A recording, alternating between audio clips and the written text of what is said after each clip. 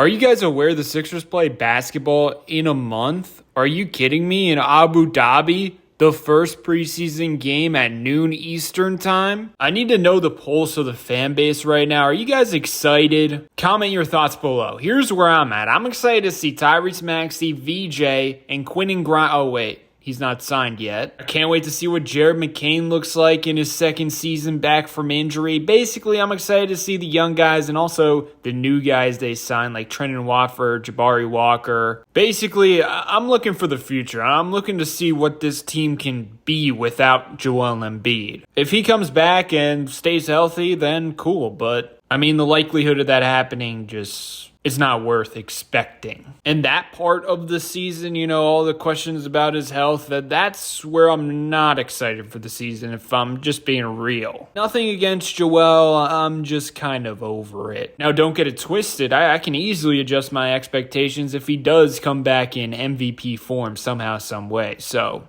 that's not me voting against him or wanting him completely gone. But yeah, basically, I want to hear your perspective. So comment your thoughts below. Also, if you want to do me a personal favor, go subscribe to my Phillies channel trying to hit 1K. It would mean a lot. Link down below in the comment section. Thank you. Anyway, I got Basketball Index. Supposedly, NBA front offices use this to judge players. I think it's a good product to learn more about a player. I don't think it's the end-all, be-all. But it is really fun to just, look at players and see where they're graded. See if anything's surprising. So, yeah, basically that's the point of this video. Let's take a look at Sixers Basketball Index profiles. Let's go to Tyrese Maxey immediately. Perimeter defense. So, isolation defense. A measure of how well a defender lowers shot quality and suppresses attempts within perimeter isolation defense. So B+, not bad. 76th percentile, ranked 137 out of 569 qualified players. But here's where they have his defensive role, aka chaser. Ball screen navigation, a measure of how well a defender lowers shot quality and suppresses attempts on ball screens. A+.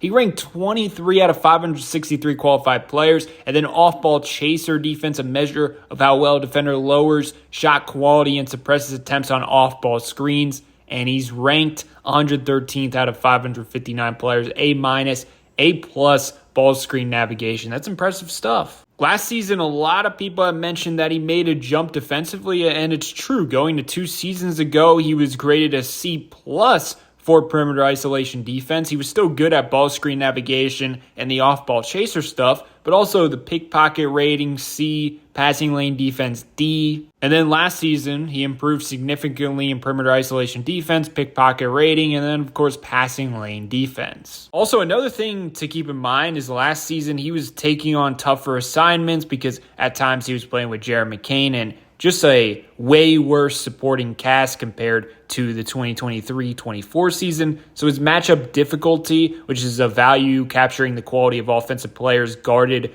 by a defender, was D- in 2023-24. And then last season, it went up to a B. The point is, I think moving forward, worrying about Tyrese Maxey's defense isn't necessary. Of course, you can worry about him and McCain on the floor together. But overall, he's trending in the right direction for sure on that end. Hopefully, he keeps it up, and hopefully it's not a step back this season in that aspect. Now, let's go over to playmaking. I think he graded well in multiple categories just because his usage was so high last season and he just had the ball so much. Plus, the defense was really keened in on him since there was really no one else to worry about. But 2 areas where he really struggled, passing creation quality, and that is an estimate of expected efficiency on shots created for teammates factoring in location and other key factors, F. He ranked 559 out of 564 players. Not very good. Another one, passing versatility. An estimate of the range on types of passes a player makes.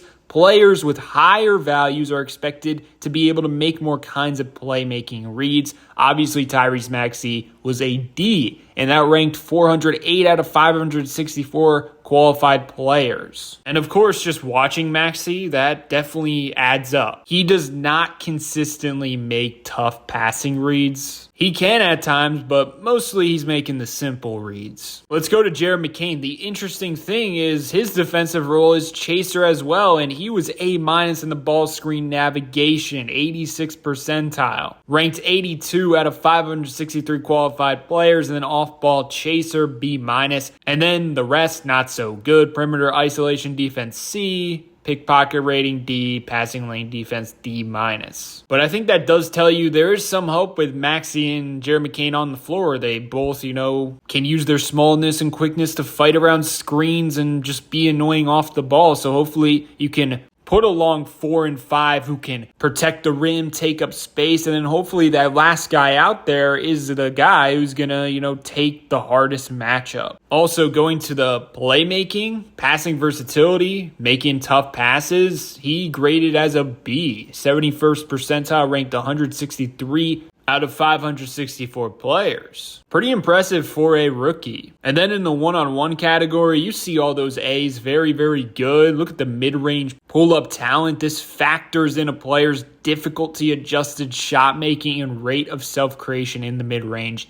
A, 91st percentile, 52nd out of 569 players. Also a B+ floater talent. Going over to Paul George. Now, one of my issues with him last season was he was great defensively, and I think he should have been more on that end of the floor, and I wish he would take more pride on that end. So let's circle back 2 years ago with the Clippers. His matchup difficulty was A-, and then perimeter isolation defense was A- as well. And of course, his off-ball grades were great as well. That's where he really thrived as a Sixer defensively. But with the Sixers, I'm sure mostly because of injuries, that definitely played a part. I'm not trying to act like it didn't. His matchup difficulty went all the way down to a C. And then his perimeter isolation defense also dropped down to B-.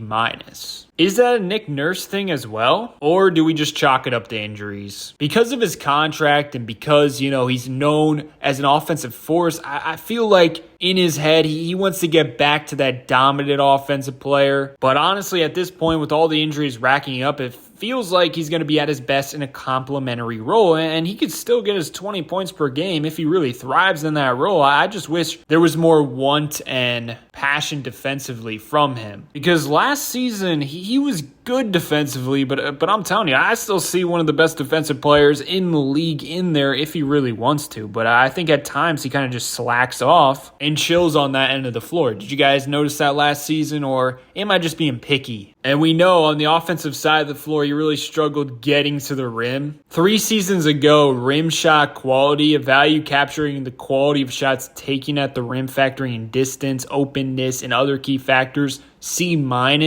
Going to the 2023-24 season, D+, and then going to this last season with the Sixers, F. That showcases him aging, but also the injuries catching up to him. I'm going to end it off with that. If you guys want a part 2 of this video talking about more players, let me know below, and also leave a like and subscribe. I appreciate you. Thank you very much.